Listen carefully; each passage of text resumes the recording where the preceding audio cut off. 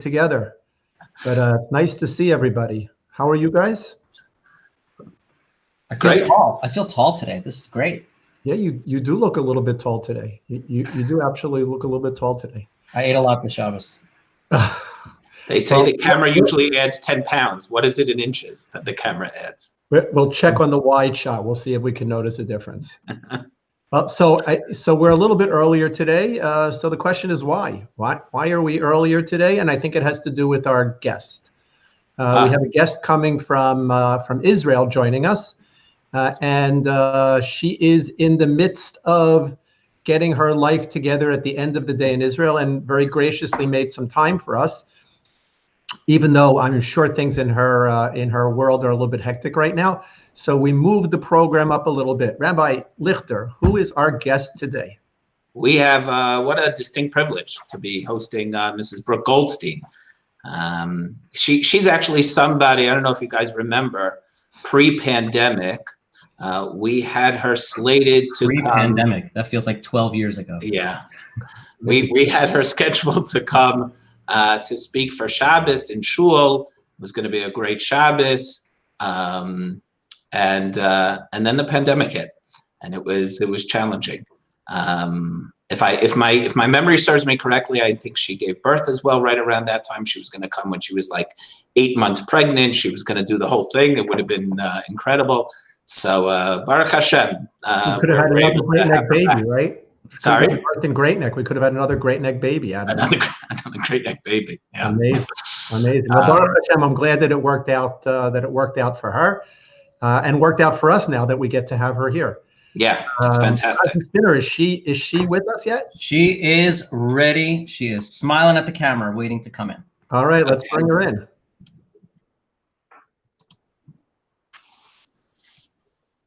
Hello there. How are you, Brooke Goldstein? Nice to have you with us. Thank you for having me. I'm glad we were able to make it happen. It's a pleasure to have you, and thank you for being so accommodating that you're able to join us. I'm sure things are a little bit hectic for you. We were just discussing, everybody, right? Yes, we were just discussing this new baby that you had, right around the time you were supposed to come here. A boy, a girl? A boy. Thank God I had a beautiful, healthy boy in the middle of the pandemic. Wow. It was nerve-wracking, obviously, but now we're on the other side and we're in Israel right now. We were planning to be in Israel before, and so eventually we made it. And it's really, I have to say, a great place to be to wait this stuff out. Baruch Hashem. Wow. Did you always have plans for Aliyah? I've always wanted to get Israeli citizenship. It was definitely a priority for me and my husband, and it was something that we've been putting off for quite some time. And now that the kids are out of school and seems like we have nothing but time, it's the right thing to do. Great move, smart move. We can't even tell now, so you're there. You have to be our representative for a little while. And I have to say that it was. I always thought that as a diaspora Jew, Israel would always be a place that I could very readily go to if, God forbid, something happened. And with the closure of the borders with COVID, it alarmed me a little bit, because actually Israel's borders are closed, like every other country's borders are closed to non-citizens. So that to me was a big wake-up call, and really the impetus that let us apply for citizenship. That, and of course, we want to be a part of this great country. Amazing. Are you in Jerusalem, or are you somewhere in the suburbs? We're in Tel Aviv. In Tel Aviv, the suburbs of Jerusalem. Very nice. Baruch Hashem. Very, very nice to hear. And we're really grateful. Thank you so much for joining us. We would love to have you in person. We'd actually love to have all of us in person, but at least for the time being, that's not going to happen, although perhaps we see a little bit of a light at the end of the tunnel. I look forward to seeing you in Mirz Hashem on the streets of Tel Aviv, and hopefully in the not too distant future. Brooke, what got you into this world of anti-Semitism, the Lawfare Project? Tell us a little bit about yourself. Okay, how far back do we want to go? Grade school, wherever you want to start. So I grew up in Toronto, Canada. My grandparents actually, and my mom grew up in Little Neck, very close to your synagogue. And we've been to your synagogue when I was a little girl. there is that connection there. And I grew up in a Zionistic household where I was taught the value of Jewish pride, the uniqueness of our history. I was sent to Bialik Hebrew Academy, so I was given a Hebrew education. And being Jewish was always very central to my identity, something that I was very proud of, as well as my connection to the Jewish state. And that's all because of my parents and the education that I got. And then I went to law school, and I ended up producing a documentary film called The Making of a Martyr. I started filming when I was 24 years old, and it stopped filming about 25 and a half. So it took a year and a half of my life with my co-producer, Alistair Leyland, that I met in McGill. And filming the documentary really opened up my eyes. The documentary was about, or is about, the recruitment, the illegal state-sponsored recruitment of innocent Muslim children towards violence. And the message as a young law student that I was trying to make with this movie is that Palestinian Muslim children, like children anywhere else in the world, are innocent, and they do not deserve to be taught to seek their own death, to seek martyrdom. And this is a human rights violation, you know, like any other violation targeting the children, whether it's recruitment of children for child soldiers or recruitment of children to become suicide homicide bombers. It's the same thing. And yet the politicization of the issue of the so-called Israeli-Palestinian conflict has prevented people from looking at this from a civil rights perspective, from a human rights perspective. And above all, the child is innocent. And if there is to be a future of peace, then it has to start with the children. So filming that documentary, I think, is what launched my career in the world of counterterrorism, human rights law, and so forth. And after that, I ended up working as in-house counsel for the Middle East Forum under Daniel Pipes, who taught me everything I know about Islamism and those types of political movements. And I ended up running a litigation defense fund with him, where we funded and found pro bono counsel for the legal defense of those in the counterterrorism community or moderate Muslim community who were sued for speaking out against radical Islam or on issues of national security. And it was there that I learned the concept of lawfare, the use of the law as a weapon of war, and how that's being used against not just the Jewish community, but also against the West, and how millions and millions of dollars were going towards a litigation offensive targeting our free speech, targeting the Jewish community, and so forth. And so after that experience, and I'll sum it up with this, I wanted to work for the Jewish Civil Rights Litigation Fund. After all, I spent all this time, in the defense. I wanted to go on the offense. So I fortuitously met a gentleman that you probably all know, Mr. Malcolm Hoenlein, who was head of Conference of Presidents. And I said to Mr. Hoenlein, I'm looking for a job. I want to work for a Jewish Civil Rights Litigation Fund. And he said to me, there is none. You start it. Allowed me to sublet an office from his space, and thus was born the Lawfare Project, which remains to this day the only Jewish civil rights litigation fund in the world, with over 400 attorneys who have dedicated themselves to working pro bono or reduced rate on groundbreaking cases to enforce the civil rights of the Jewish community throughout the globe. So we're not just talking about the United States or Israel, we're talking about literally around the world. Right, mostly in the West, I should say. We have filed, oh my God, right now, almost 100 cases in, I think it's about 18 different jurisdictions around the world within the last 3 years. We have managed to have over, $7 million of pro bono legal support donated to the Jewish community. And I think enforce and affect some major change in various spaces, whether it's the campus space, whether it's the workplace, whether it's issues of commercial discrimination, which is what BDS is.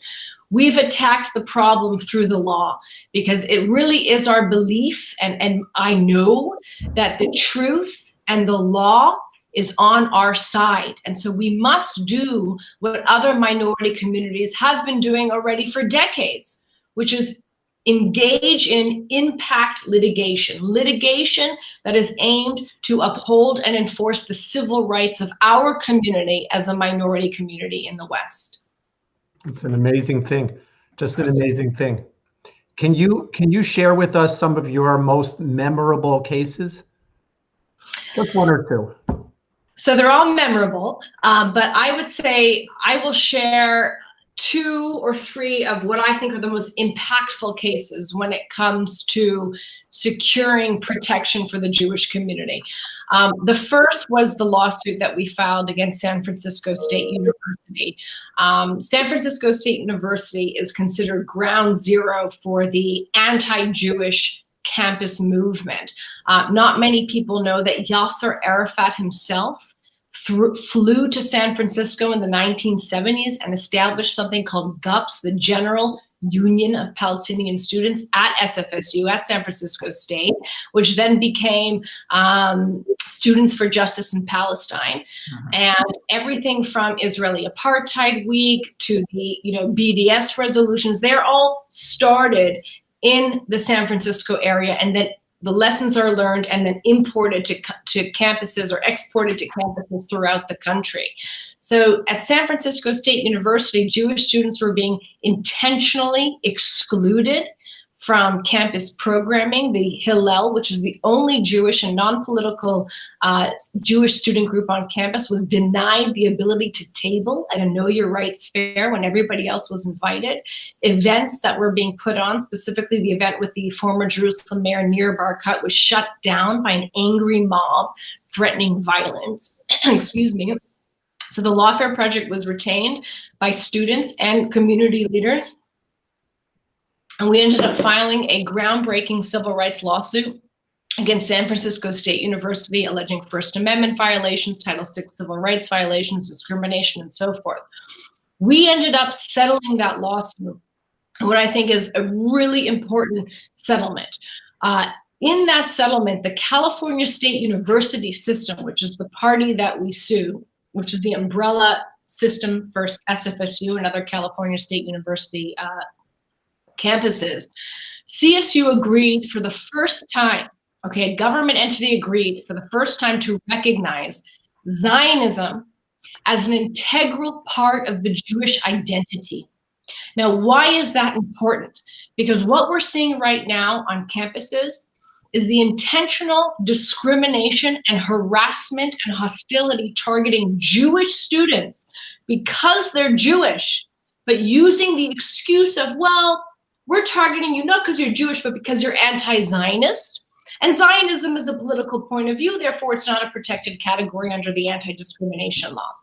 Well, this is false, and we proved it to be false, and we solidified this in the settlement agreement because, in fact, and Elisa Lewin, of course, of the Brandeis Center, does a wonderful job expanding on this. Zionism is an integral part not only of our national identity, but of our ethnic identity, our cultural identity, as much a part of being Jewish as is doing the Shabbat, lighting the Shabbat candles, for example. We pray facing Jerusalem.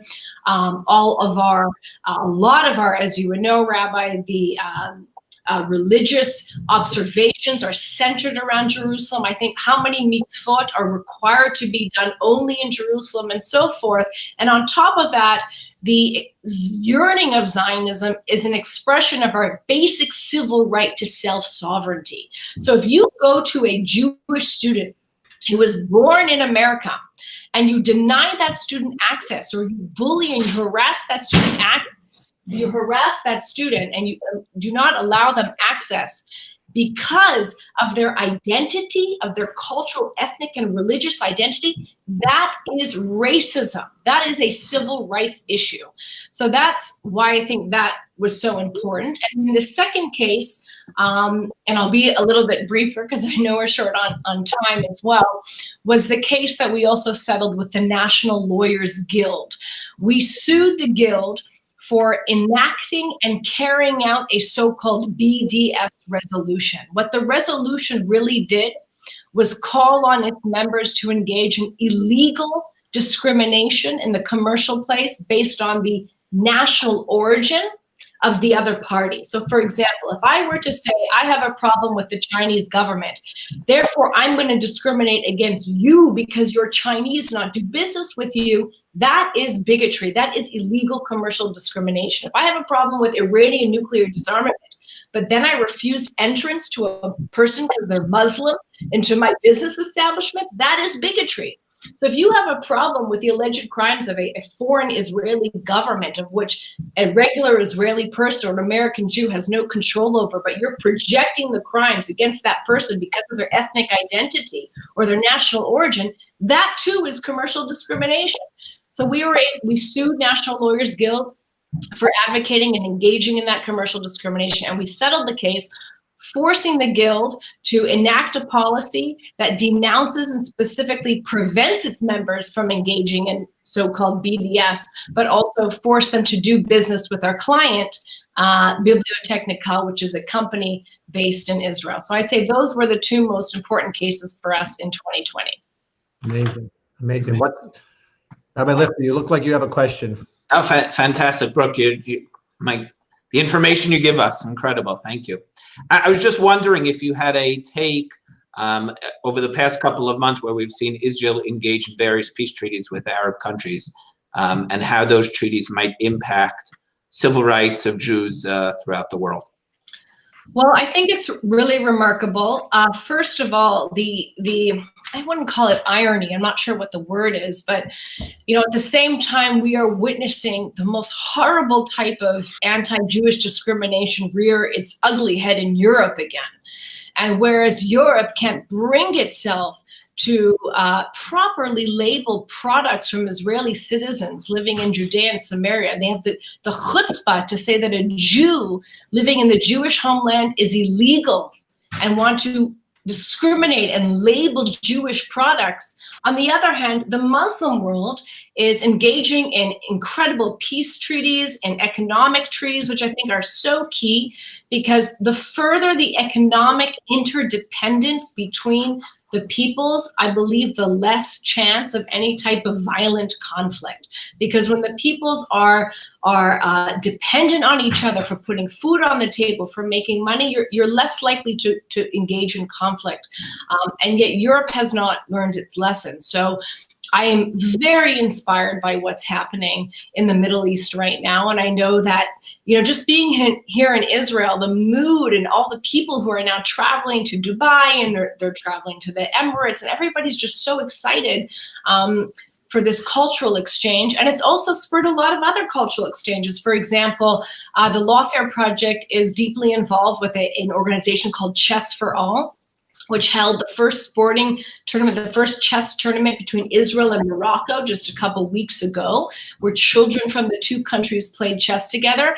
And next week, we are sponsoring the first ever sporting competition between the nation of Bhutan and Israel.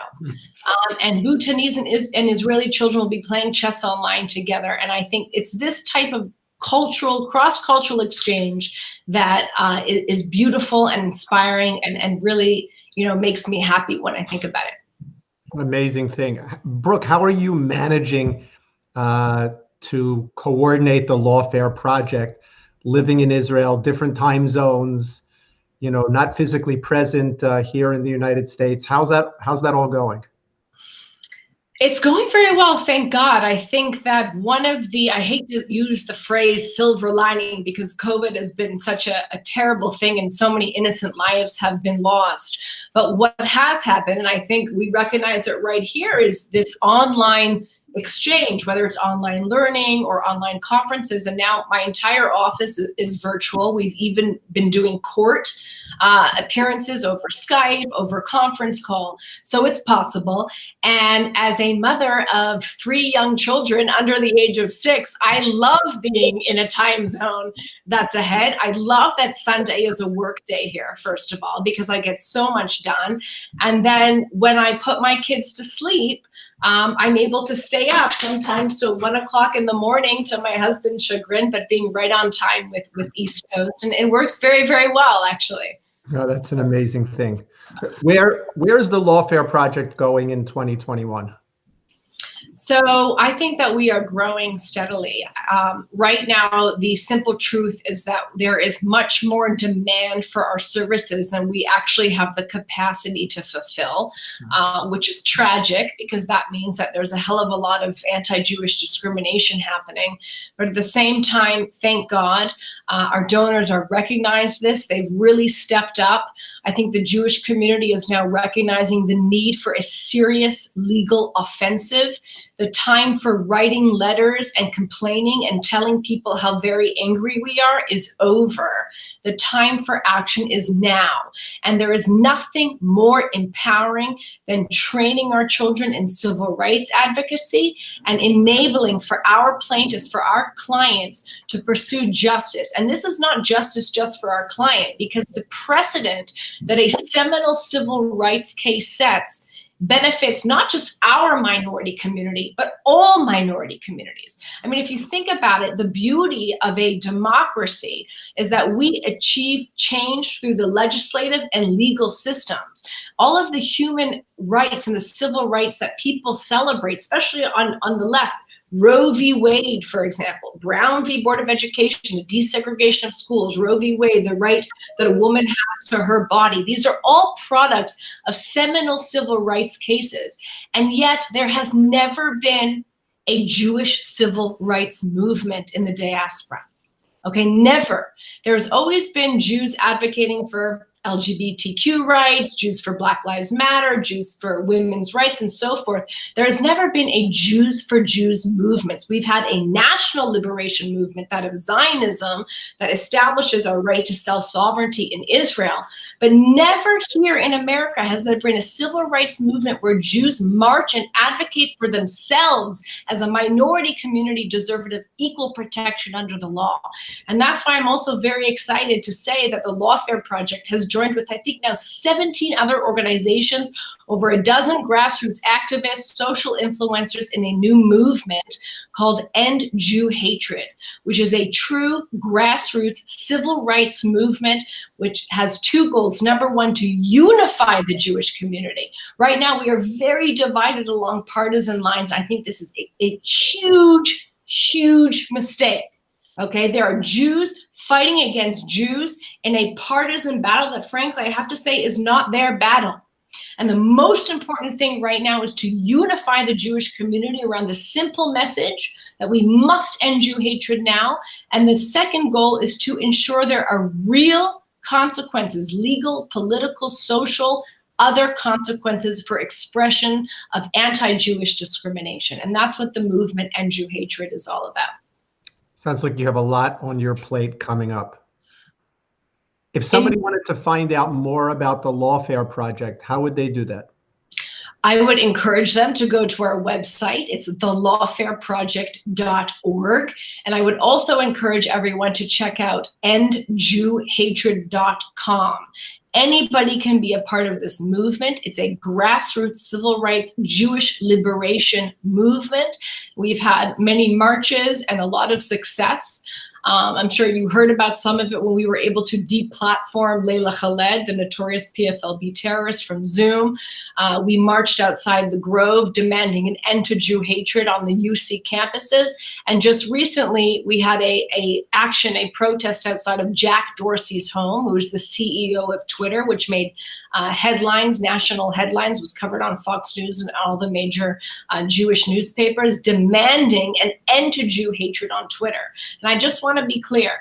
I think what's happening right now in terms of big tech censorship is the greatest threat to the greatest democracy this world has ever seen. Okay, the only people that benefit from censorship of the marketplace of ideas and the stifling of different ideas are those who believe in fascism and communism and dictatorships. However, if there are big tech companies that are engaged in this type of massive censorship and at the same time are allowing Jew hatred, Holocaust denial, incitement to violence, incitement to genocide targeting Jews to flourish, this is wrong.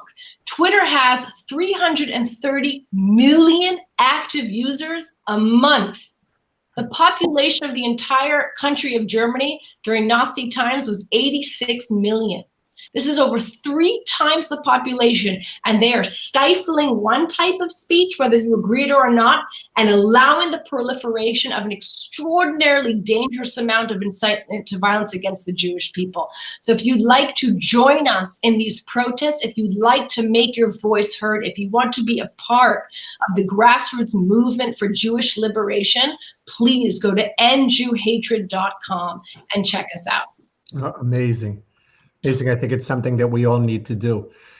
Brooke, we know that your time is limited, and we're really very grateful this morning that you made the time for us. We're grateful that you brought your passion along with you, where we stand in awe of your accomplishments, and we wish you luck in your new home in Tel Aviv. And in Hashem, you should be an inspiration for all of us. Thank you. We will definitely be back to the United States. I love the United States of America, and I will do everything in my power to continue to advocate for freedom and an absence of anti-Jewish discrimination in America. But I have to say, it feels real good to be in Israel right now, and what an incredible honor to be invited to talk to this storied, wonderful synagogue that I've really been looking forward to connecting with for a long time. So thank you so much for having me. And I think we just had a blackout. There's a huge storm happening here, by the way. Welcome to Israel. Everybody says that. Everything that happens, welcome to Israel. That's right. Thank you so much. And we look forward to continuing to be in touch with you. And we look forward, even more importantly, to the success of the Lawfare Project and endjewhatred.com also. Thanks for joining us. Thank you, Brooke. Wow. Courthouse. Amazing. Having a lot on your plate. Glad she's on our side. Yes, absolutely. Very glad she's on our side. She sounds like she has more passion at the end of the day than I have anywhere else during the day. So it's pretty amazing. Yeah, it's actually pretty incredible, because I know in my house we've been busy with getting the kids through their schoolwork, and particularly now with Martin Luther King Jr. Day tomorrow, schools are really, trying to educate kids about civil rights and equality and potential discrimination. So it's really rings very true to today, to this week. It's as appropriate as ever, and it's interesting that we need to look a little bit closer to home sometimes. I think that we're living in this really tinderbox explosive kind of environment. I had the chance this past week to be on a Zoom group. I don't know, a Zoom group talking about the incident that happened at the North Shore Hebrew Academy, and the hijacking of the website, and the anti-Semitism that was there.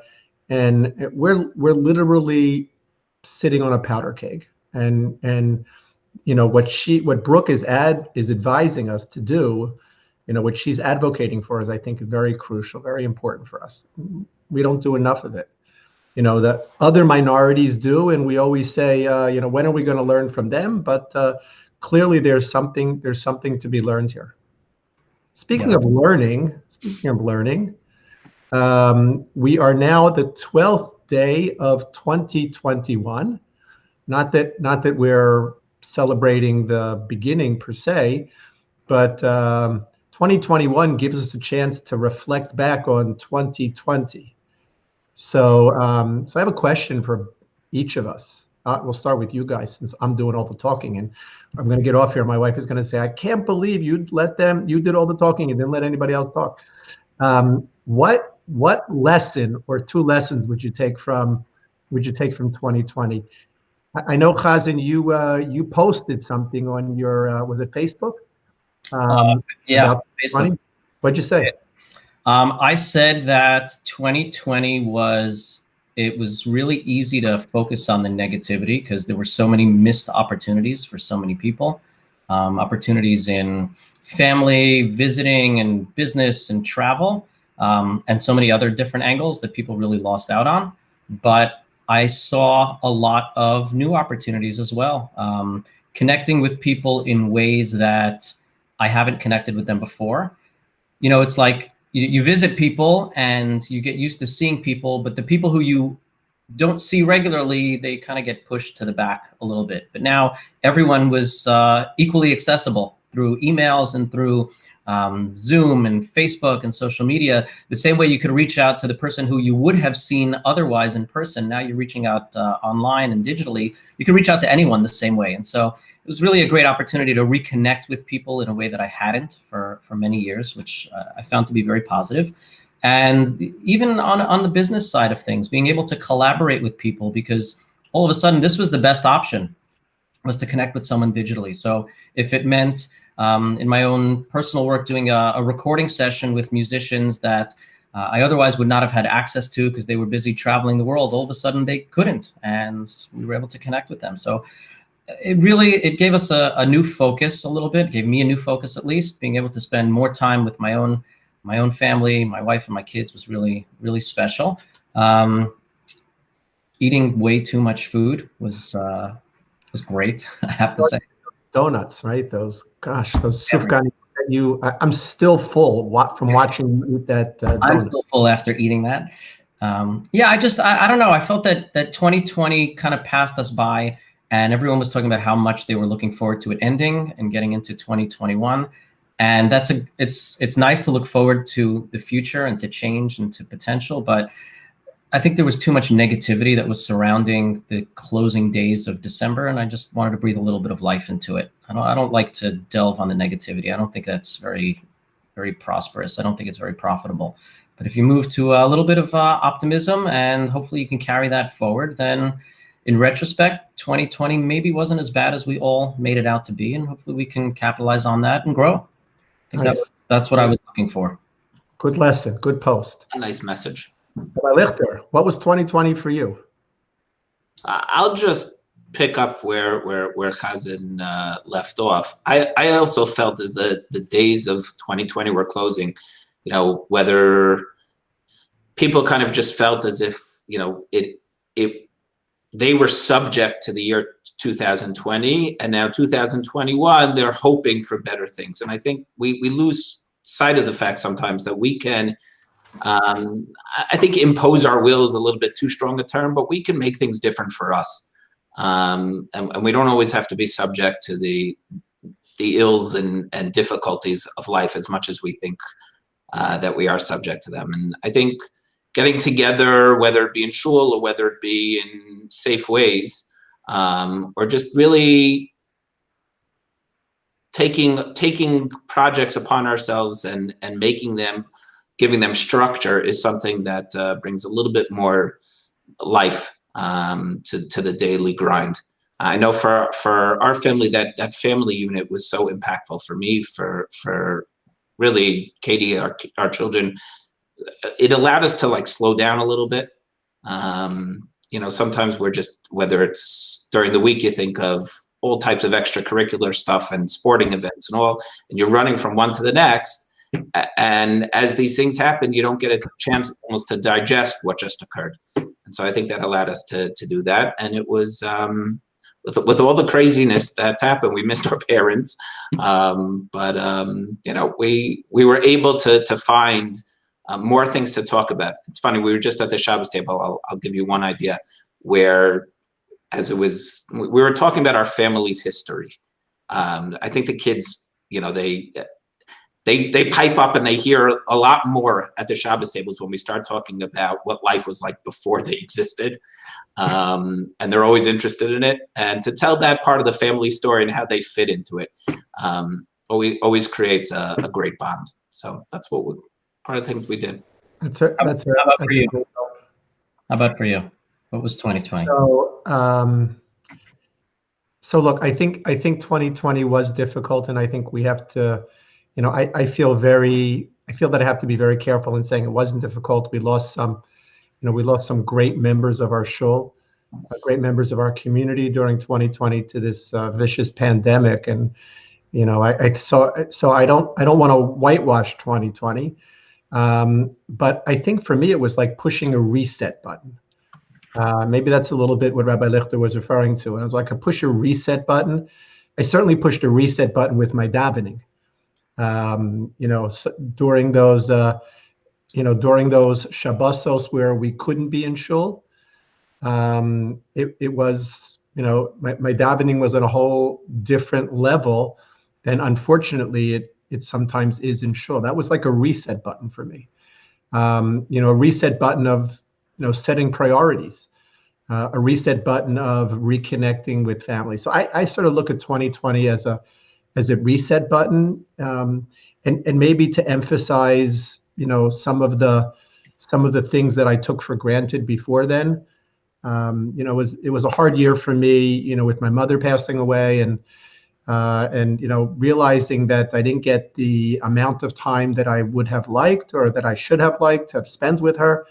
And now COVID is sort of making that more difficult, even with my father. So, so it's sort of like, highlighted those elements for me. I'm sure the people who are, who are watching us have their own insight into 2020. I don't know. Anybody want to share an insight? Just put it up. How's a spinner? How do they do that? What do they throw it up on the chat? Issue comments in whichever way they're watching, on Facebook or on YouTube. They can post their comments. We'll be happy to share them here. Okay, that's great. I do wonder going forward if 2020 is going to be that year that we're either going to keep referencing as like that moment of change, that moment of pivot, or if it's the year that we just don't want to talk about. Right? Where's it going to be in 10 years from now? How is 2020 going to feel? And I just it's really hard to predict. Very, very challenging. And in 10 years from now, what are our children and for me, our grandchildren going to remember from 2020? Is that when we used to go to school in masks, or we couldn't hang out with each other, or is there more that's there? Great. It's a great question. There's going to be a point. I hope it ends with 2020. Yeah, yes. There's going to be a point when each of us is going to reach into a coat or a jacket pocket that we haven't reached into in a while, and we're just going to feel that mask in there, and it's going to bring back all those memories of always keeping a mask handy, and not being able to walk into shul or the grocery store or anywhere for that matter with that mask. It's just it's going to be a while before these masks disappear from our lives, even if they disappear from our public lives, but before we empty our pockets. I think it's going to take me the entire 2021 to get all the masks, find them in my car, because they're all the glove compartment, the side box, a little thing here. It should be renamed the mask compartment. I have to tell you, after I'm finished with my mask after a day, it is so wet, and I just throw it right out. I don't want to leave it anywhere in a pocket in my car. It is as far away from me as possible. If it's shaved, it's not as bad. Sorry. The mitzvah to burn it with the chametz. Amen. Okay, great, good. Yeah, I'll tell you one question from Marty Werber. I didn't see that. Oh, what was that? Oh, wait. Yeah. Marty asked the question. Marty, we'll have to get back to Brooke on that and see see what her answer is. We'll share that with you. Absolutely. I didn't see any other questions that were there. Okay, good to have everybody with us. You guys have anything else you want to share? I just want to say that talking to our Great Neck friends here, one of the things that I was able to do in 2020 and get more involved with in my own side projects that really I never saw coming was these virtual gala. I don't want to call them dinners because not everybody's eating, but these virtual broadcasts. I did some really, really cool projects with some really fantastic organizations, and we've got one of our own coming up, it's really very cool to see how it's all coming together. Very different than anything we've ever done in the past. I know firsthand people are working very hard on that, and they deserve a lot of credit for all the work and volunteering that they're doing. And I'm looking forward to a very unique way to highlight someone who we've been working with for a number of years. You guys for longer than me, but it's such a cool platform. It's a really cool platform. How does this work? Like, what's going to happen? I mean, it's great. We're honoring Rabbi Shalom and Oksana Jensen, as well as the heroes of first responders and our medical profession at this upcoming gala. But like, what's going to happen? Am I going to get a corned beef sandwich, delivered through the computer? How's this going to work? That's a very good question. Some details are still. Yes. We will email it to you. Some details are still in the works. Some details I don't even know about because I'm not involved on that end. I'm actually involved not as much as many other people. So I don't have a good answer for that, but I know that this is one of those things that if 2020 hadn't taken its course, we would never have been able to create a broadcast like this. And for better or for worse, organizations are raising a lot more money than they ever did, and they're spending a lot less money to produce their events. So the net gain for many is really a tremendous, tremendous thing. And who knows, what would have been if not for the challenges of 2020. So it's one of the positives that I like to. Great point. It's a great point. I actually think that the website, the Evite, there was an Evite sent out this morning. Did you guys get that Evite yet? Evite, did you check your email this morning? I believe I got it. Evite for 10:30 this morning. 10:30 this morning. Good. Right in the middle of our broadcast, there was an Evite sent out for the dinner, to register for this gala. Right. We shouldn't call it a dinner. This gala celebration and recognition of the Jensens. So I want to encourage everyone to check their email and to register for the upcoming gala. And thank you to all of the people who are working so hard on this. I know across the board, you guys know this personally. You got it going on in your family. So thank everybody for their hard work for this. Rabbi, you still have coffee in your cup? Actually, it's time for more coffee. I had a devastating moment this past week where I reached for another sip of coffee and it was already empty. And it was heartbreaking. It was really heartbreaking. Listen, how come you're not drinking out of one of your small cups? That's for espresso. Okay. This is not. This is a double lungo. Sounds like you shouldn't be able to say that on a broadcast. That's right. It sounds like you should be taller to say double longo. I don't know. It's a double longo and it's fantastic. But you need a normal size. So I went this morning to make myself a cup of coffee. I don't make fancy coffee like you, Chazan. I just put the instant in a cup.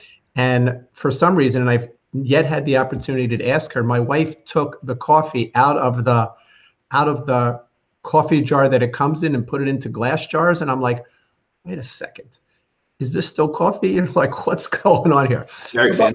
It's still coffee, but I'm not sure what happened with that. I have to remind me to ask her and see. You don't know if it's regular or decaf. Oh, we don't until an hour later. Actually, we don't have decaf in the house. I don't consider decaf regular coffee. I don't consider decaf coffee. So, understand. All right.